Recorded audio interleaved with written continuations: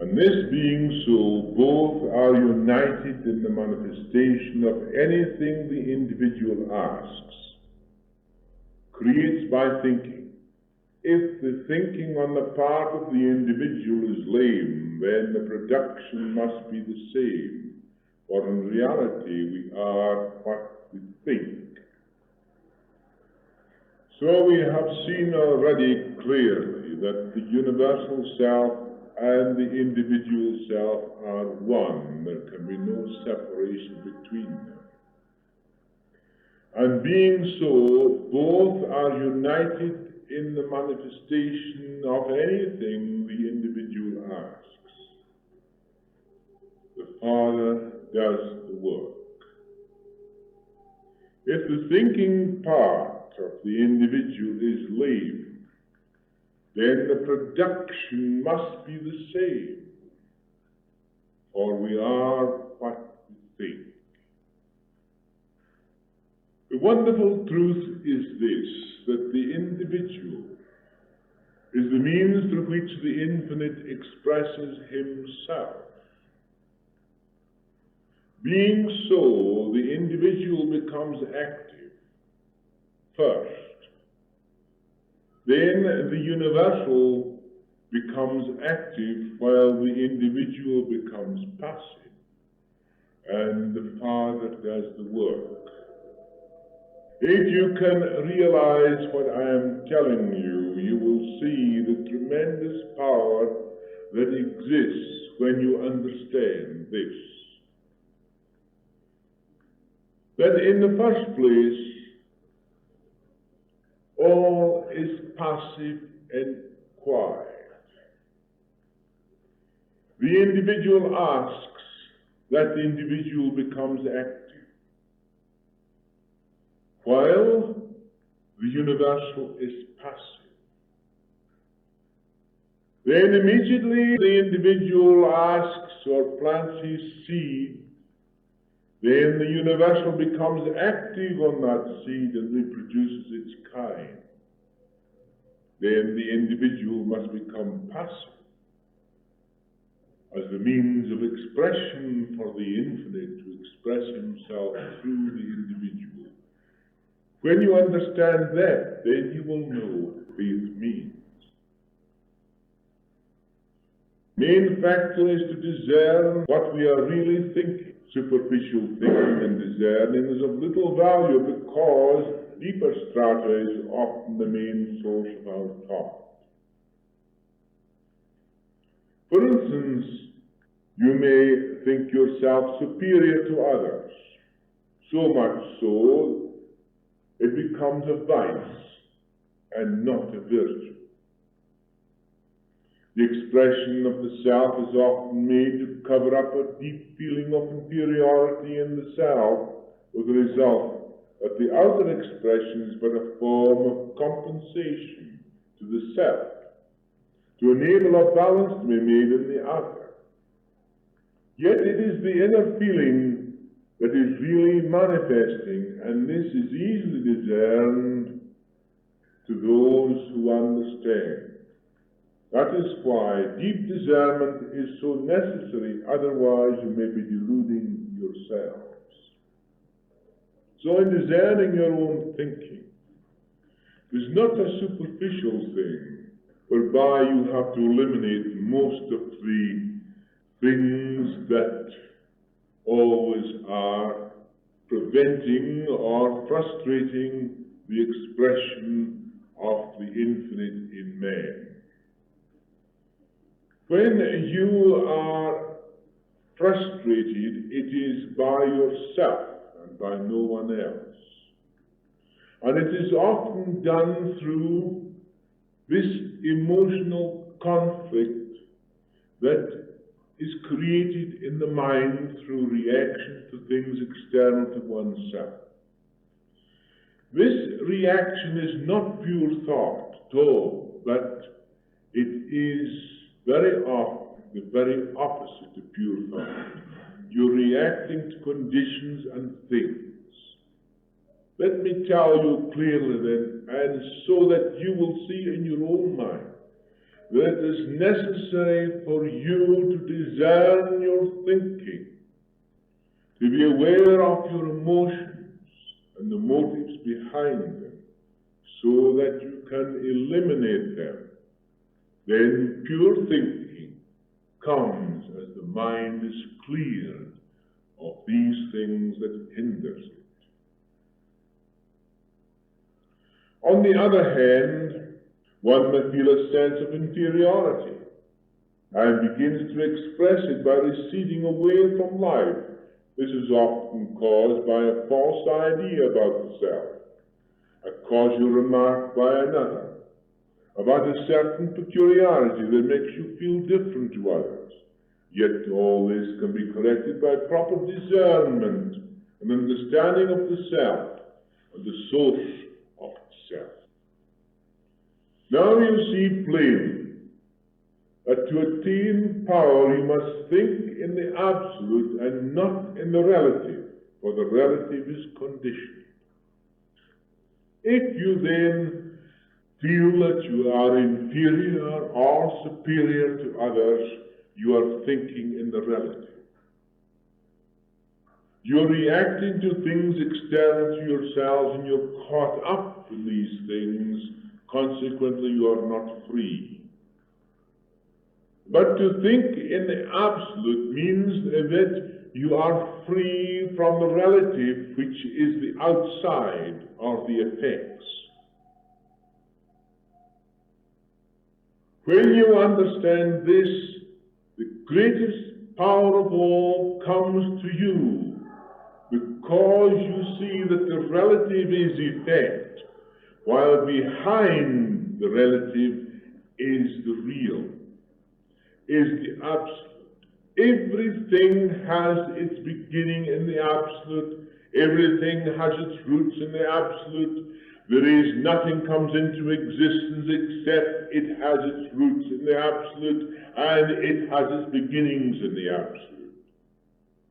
It is perfect in the absolute, always perfect, because that is a perfect substance and a perfect intelligence manifested.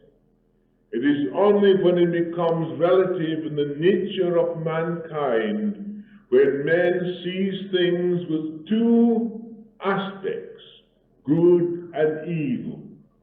But it says in the Bible clearly and distinctly, when God made the heavens and the earth, he saw that everything was good. The divine eye could see no evil, but human mind sees both, therefore is caught up in that double mind, the double-minded creature that cannot get anything from the Lord. So you see clearly and distinctly how everything has its roots in the absolute.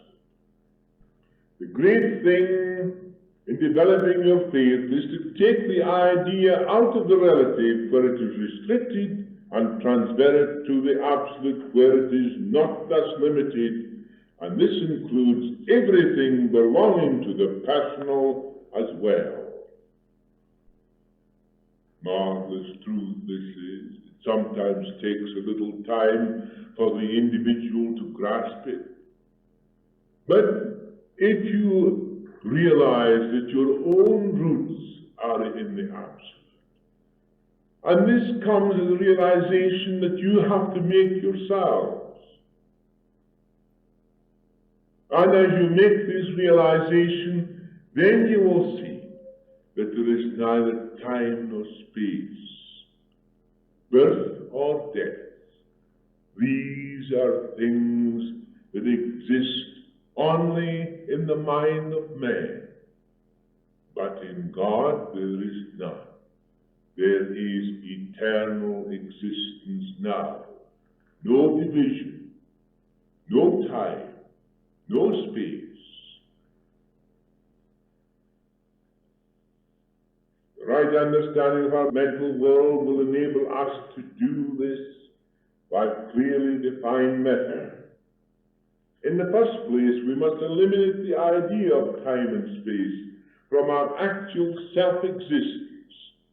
There is time and space in the relative, but not in the absolute. So therefore, unless you can eliminate time and space out of your own self-existence, mind you, then you're caught up in the relative, which is time and space. You measure by relative things. You measure the time by the Earth's revolution round the sun, because the Earth revolves on its own axis at 1,000 miles an hour, and the Earth is 24 hours in circumference. Therefore, it revolves one complete axis in 24 hours. You divide that into night and day, because one half of the Earth is moving while the sun is shining upon it, and the other half of the Earth is moving when the sun is shining on the other half. So therefore you have darkness on one half, light on the other, and you call that night and the other day. So as the Earth revolves round the sun in 365 days, in a few minutes, to be correct, therefore it makes one complete circuit round the sun in 365 days, and you say that is 1 year. And because the sun is 93 million miles away from the Earth, it moves in its own axis, controlled by the sun. Wonderful truth. Then you say this is 1 year. Then you begin the next year. Then you have your seasons. And you say this is summer, this is autumn, this is winter, this is spring. Why do you have autumn, winter, and spring and summer? Because of the fact that the Earth is moving round the sun in that direction.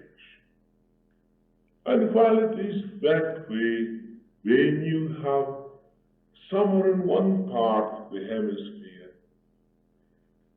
and it's still moving in that direction, all the time moving that way round the sun. Then when it's this way, it is on the other half of the hemisphere. Therefore you have the summer in one and the winter on the other. And you have on this side spring and autumn. And you say you measure time. That goes on incessantly. That is relative.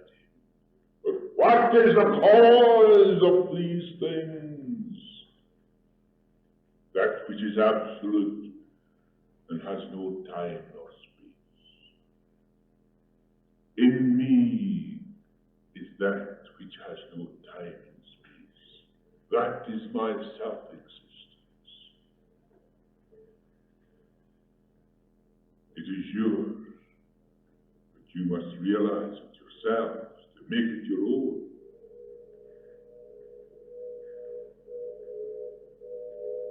Then you wonder how in the relative world you have all the mixture of the various things that come into your life. Yes, we see there are planets exist in this universe of ours. We can name them.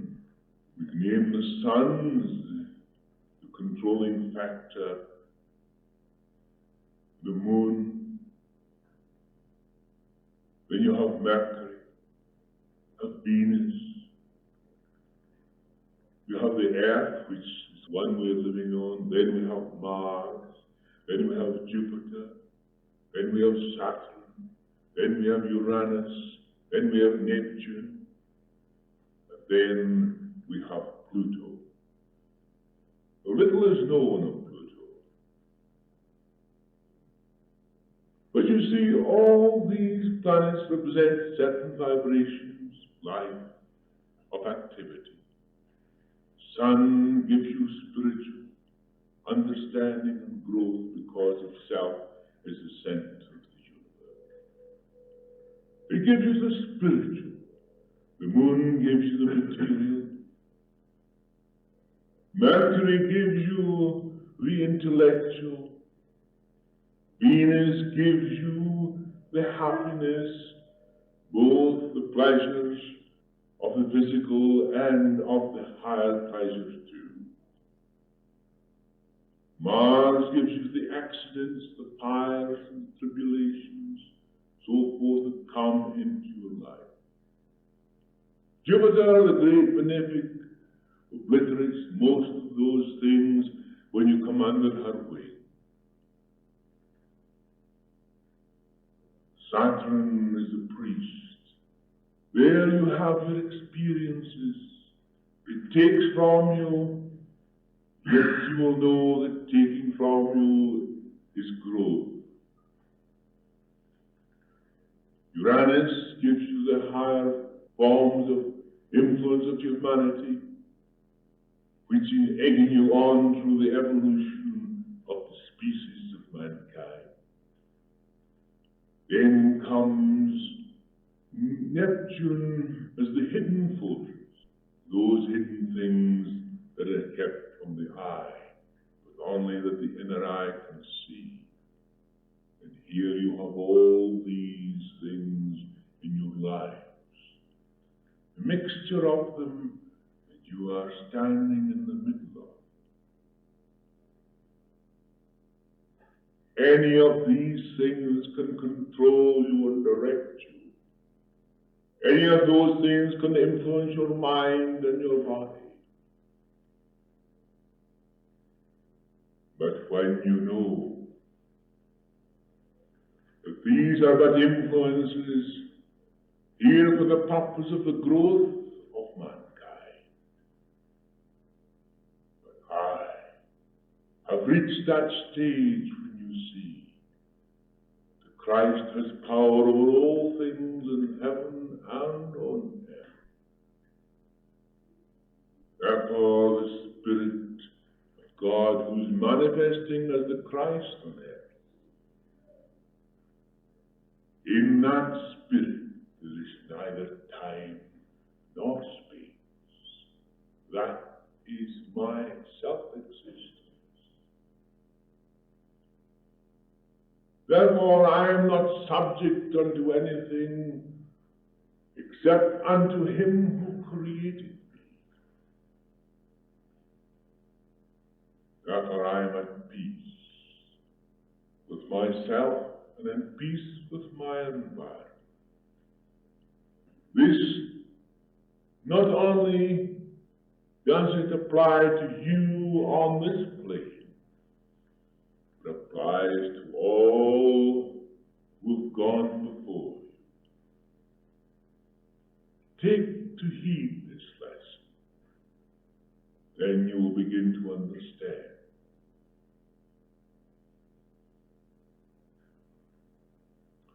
Right understanding of our mental world will enable us to do this refined method. So it is, in the first place, we must eliminate the idea of time and space from our actual self-existence. There is time and space in the relative, but not in the absolute. General Smuts says that time and space factor does exist. Yes, it exists in the relative world, but not in the real world of things. As long as people will live in the relative, they can never hope to solve their problems by pure directed thought. For they always be thinking in the terms of a relative and not in the terms of reality. And this is why our politicians and statesmen fail at every turn. Fail to take the invisible factor into consideration, with the result that the blind lead the blind and they all fall in the ditch. Therefore, they are reacting to the relative.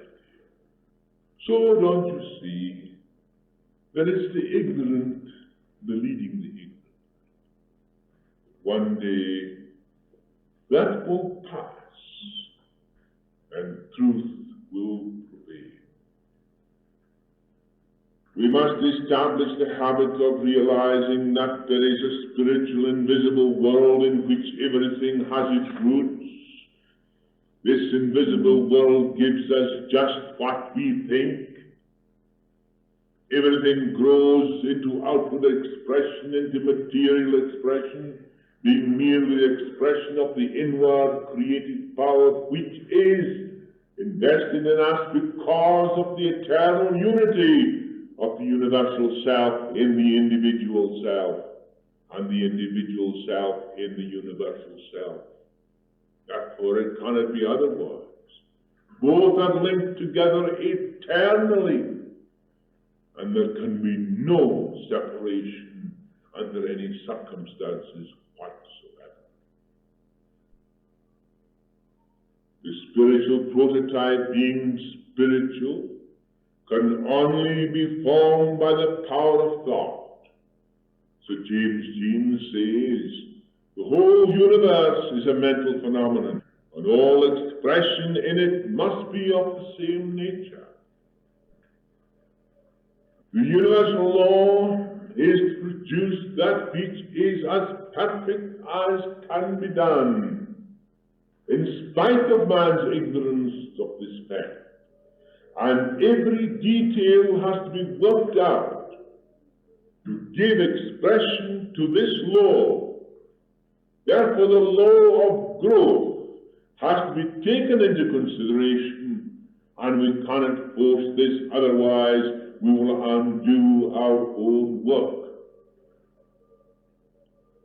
In your success, in your growth of faith, lies in using this universal law of growth and not opposing it.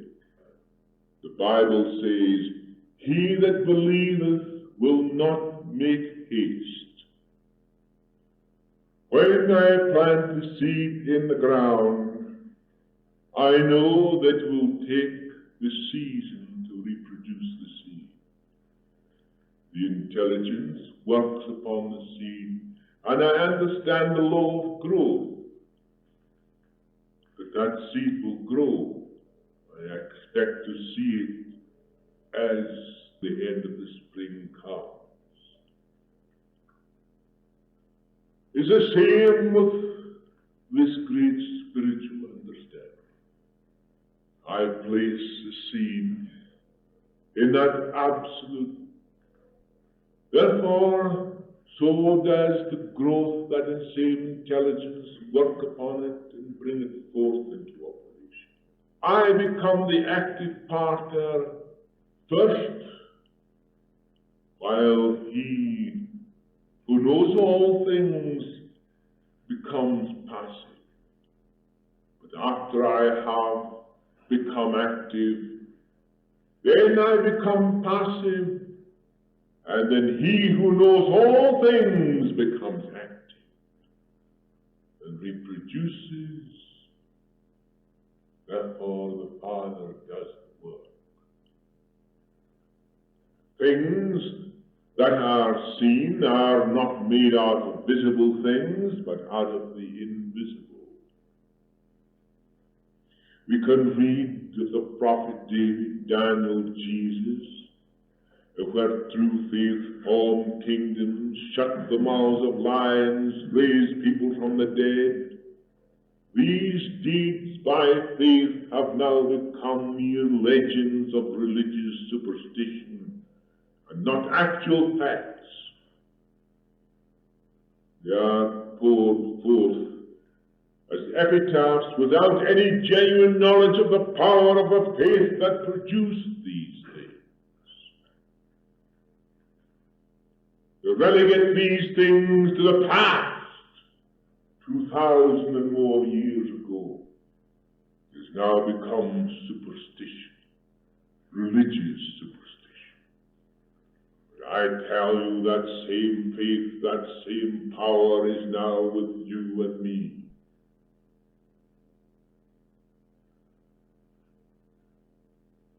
At one time I fought with myself. I dwelt with myself to find the secret behind all this.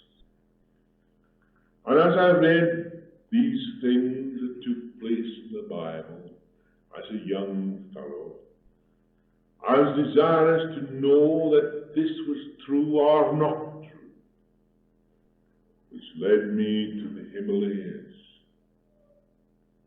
there to be taught that the word true, to find that that same power existed now, today, as it did 2,000, 3,000, 4,000 years ago. And that power in man is becoming greater because he is becoming more evolved in his nature. The spiritual nature of man is becoming more and more evident every day.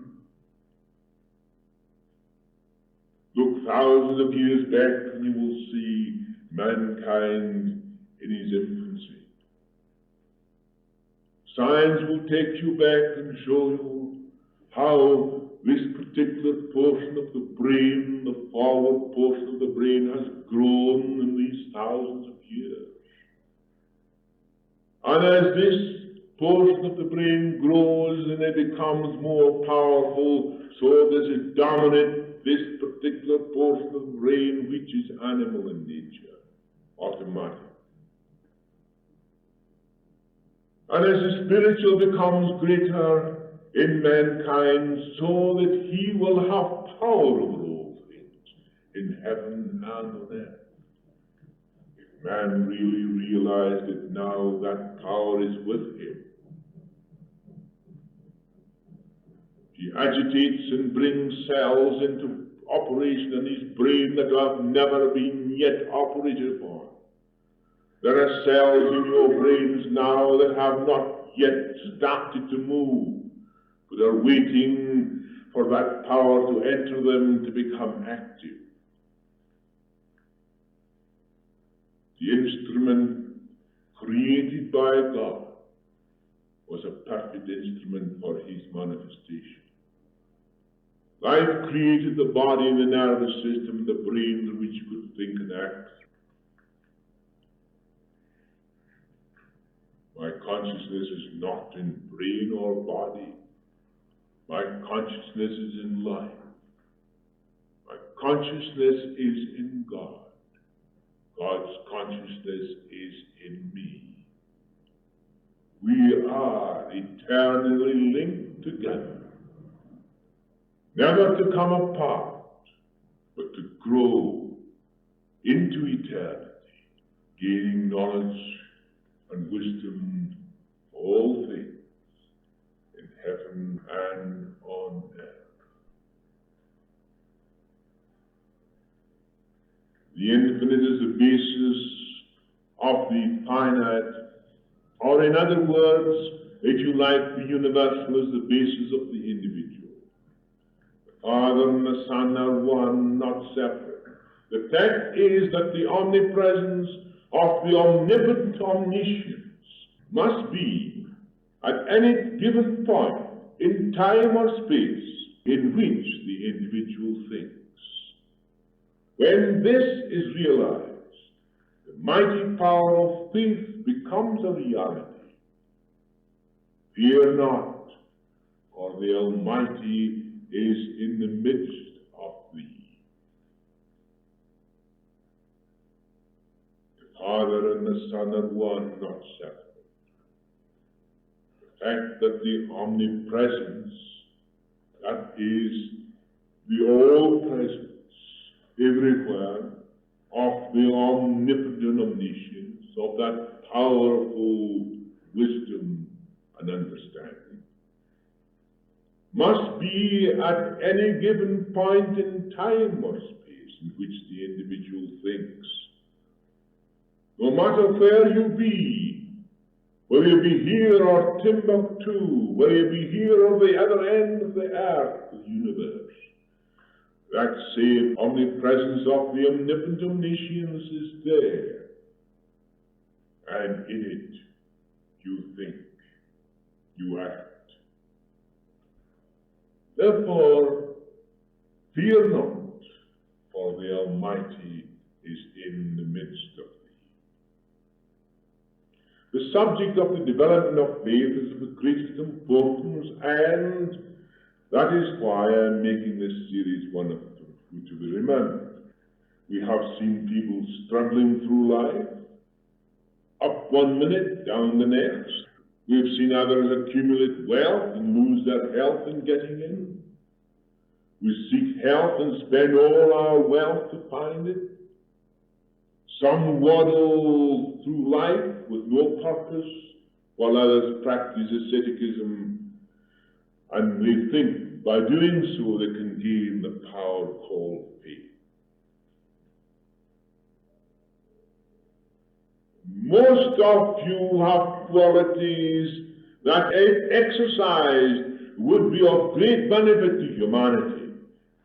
But if these are only wrapped up in dreams, what good does it do?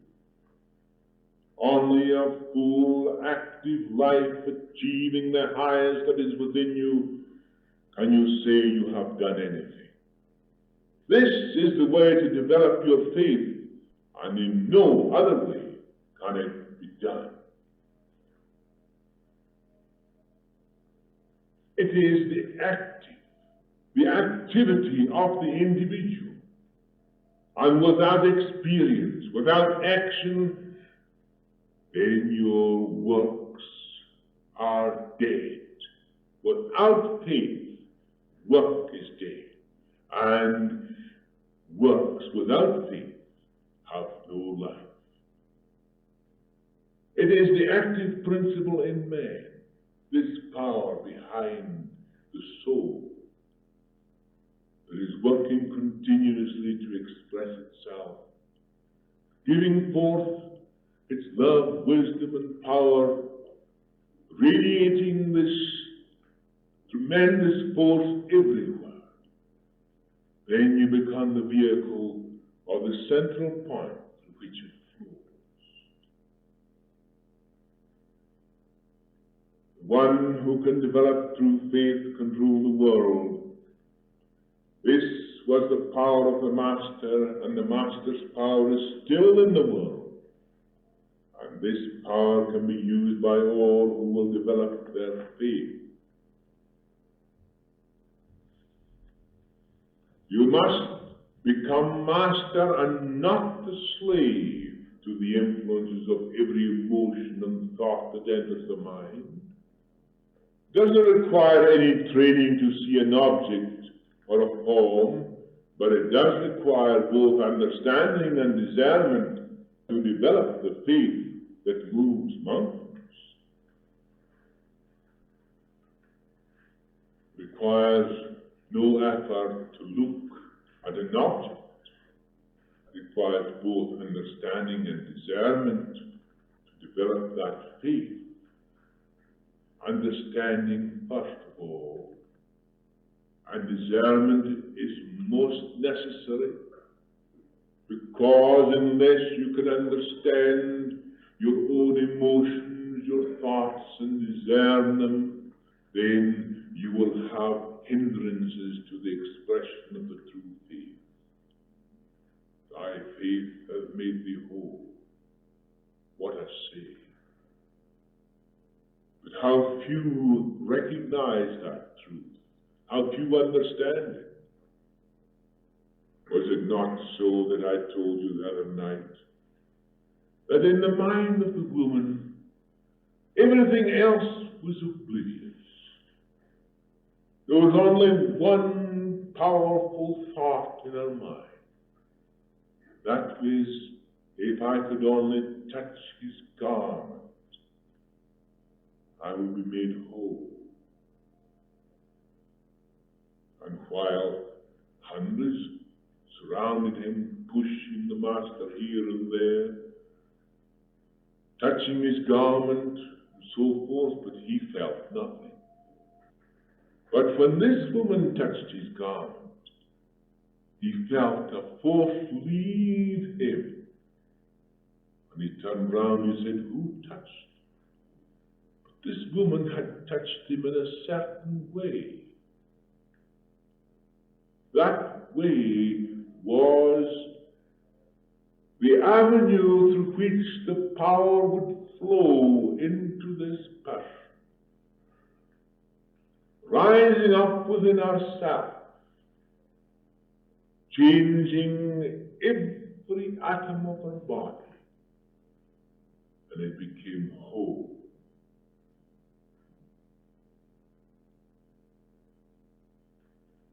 If you then, in your own mind, can blot out everything except one thought, I and the Father are one, it becomes the most powerful affirmation you can ever make. But if it is surrounded by doubt and hindrances of your own emotional habit patterns created in your own brain, then I say you have to persevere to discern them, these things, and understand them so that you can eliminate them.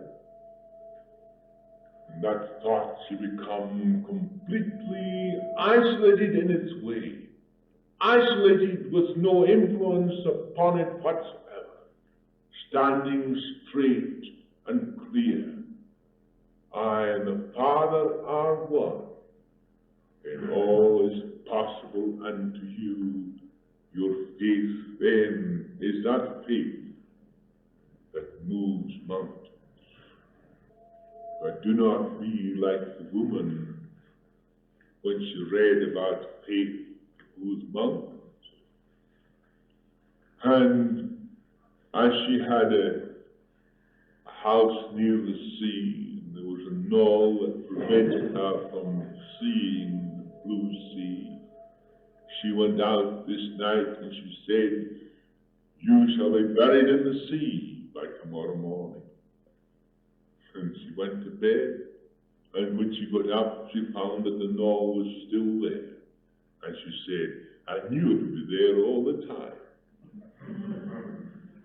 She never expected it to be moved into the sea because it seemed so impossible. And that is with the majority of people today. They think that these things are impossible. And because you think they are impossible, they must be impossible to you.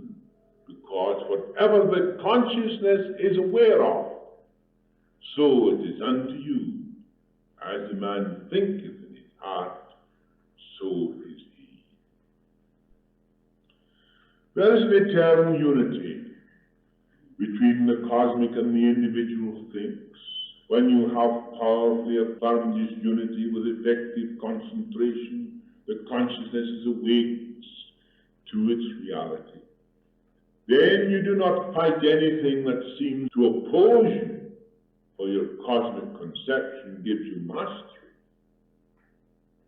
Nothing opposes you. The things that oppose you are of your own creation. Many think, but never act. You must both think and act with precision, for there is a law that you comprehend. That is, that we are continually attracting to ourselves forces and conditions most akin to our thought. This law is continually operating whether we are conscious of it or not. Hate attracts hate. Love attracts love. If you discern what you are thinking, then you can dissolve that which destroys you, and you can hold that which builds. We live in a mental substance in which there are all kinds of thought waves continually operating. Thoughts of the angelic world surround us as well as thoughts of the misguided and ignorant. We tune into these according to the attitude of mind we hold towards others and conditions. Let us take a look at the ordinary mind and the atmosphere that surrounds it. A mind that is filled with anxiety, fear, greed, envy, hate, jealousy, selfishness. How easy it is for such a person to succumb to these influences if the mind is in that way inclined. How can faith be developed in such a mind? How can the master power be developed when these conditions exist? Don't you see that these are the hindrances to your faith? It's discerning these things that is most important. To know them for what they are. When you react to things external to yourselves, you have this emotional reaction. These emotional reactions cause what we call a habit pattern to be created in your brain. The mind first sees these things, then is transferred to the brain, then the feeling you have is formed in the cerebellum and interferes with the smooth running of your organism. As I told you the other night, this occupational anxiety is one of the most deadly things we've got to deal with because it causes more trouble than anything else. And if we can grasp this truth, we'll begin to understand that there is a peace that comes into you through divine reasoning. And these other things will pass away. Because it is natural for the infinite or universal life to give expression to itself, having no conditions. Nothing is imposed upon it. We alone put it in a cage. We impose conditions upon it. But we will see that we ourselves are those who condition life. But if I say I and the Father are one, it gives me freedom. It gives me peace. I recognize that under no circumstances can he be conditioned. He must be free. I've said to you before that you cannot be a loving person if you love one and hate another. Nor can you say you are a kind person if you are kind to one and unkind to another. True faith is developed only in the mind that is cleansed of these opposites. Let the mind that was in Jesus Christ be in you. We are told that this would give us power over all things in heaven and on earth. This is not very difficult to do when we begin to discern what we are thinking, saying, and doing. Can you look into your mind and say that your mind is like that of Jesus? Yet it can be like his, for he said in other words that we could repeat his performance if we would understand him. What I want to show you in this lesson is that there is much more than just believing. The mind must be cleansed of the rubbish that hinders the development of your true faith. And if you can see what hinders this development, you are well on the way to mastery. So it's not believing. A belief is nothing, because a belief is nothing more an idea in your mind. That idea is opposed by other forces, other ideas, which counteract it and very often obliterate it. Your beliefs are always changing. They're never stable, because one idea overcomes another. But the truth never changes. And when we cleanse the mind of all the things that hinders the true expression of that which always is, waiting patiently to give expression to itself, when we begin to discern that which hinders that expression, we dissolve it away. We know that there's electricity. No one has ever seen it.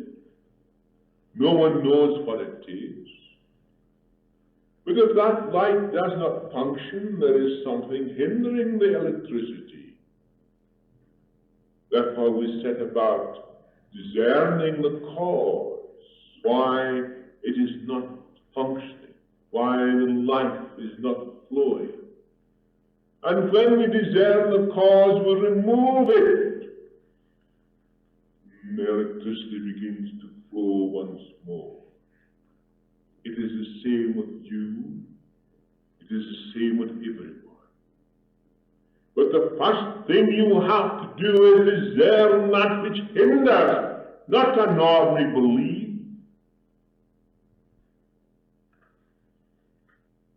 Some say that they want a more practical demonstration of this fact. Others may say that it is pure imagination. But the fact that the law remains adamant, that as you sow, so shall you reap, will furnish the answer to both. The law of the cosmic is that as you give to the cosmic, so the cosmic will give to you. The more you recognize the cosmic, the more the cosmic will recognize you. O Israel, the Lord thy God is one Lord. Love him with all thy mind, with all thy heart, with all thy strength, and love thy neighbor as thyself.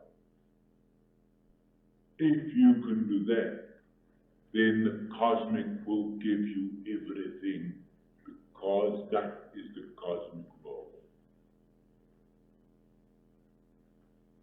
The cosmic is built on love, beauty, strength, generosity, clemency, forbearance, loftiness, unselfishness, simplicity, forgiveness, and all that is noble in mankind.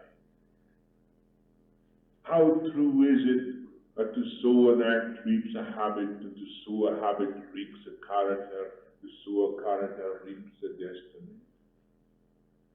This is the procedure that enables us to lay the foundation upon which we can develop our faith. All must learn to act in love no matter what conditions exist around you. For habit is a powerful influence, and most of you know this, how difficult it is for one who loves scandal not to listen to it.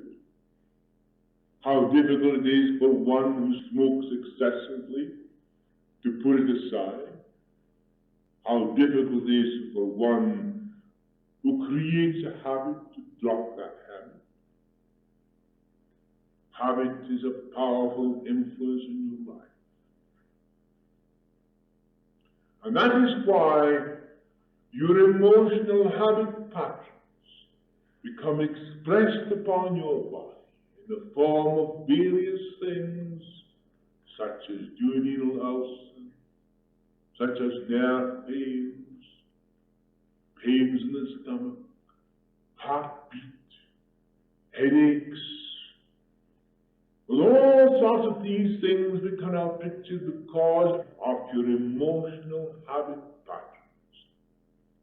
But these can be easily broken up by discerning the cause and by divine reasoning, relaxing ourselves and tuning into the great Almighty that is in the midst of thee. Therefore all things turn to good, to experiences you profit by. Therefore do not grumble about the past experiences and think you have been hard dealt by. If you can discern the cause of your trouble and eliminate it, you are greater than you have ever been before. Wonderful truth is this, that these things are your stepping stones and not your stumbling blocks. When you discern them, but unless you discern them, you become your stumbling blocks and continue to be stumbling blocks. But when they are discerned and understood, then they become stepping stones.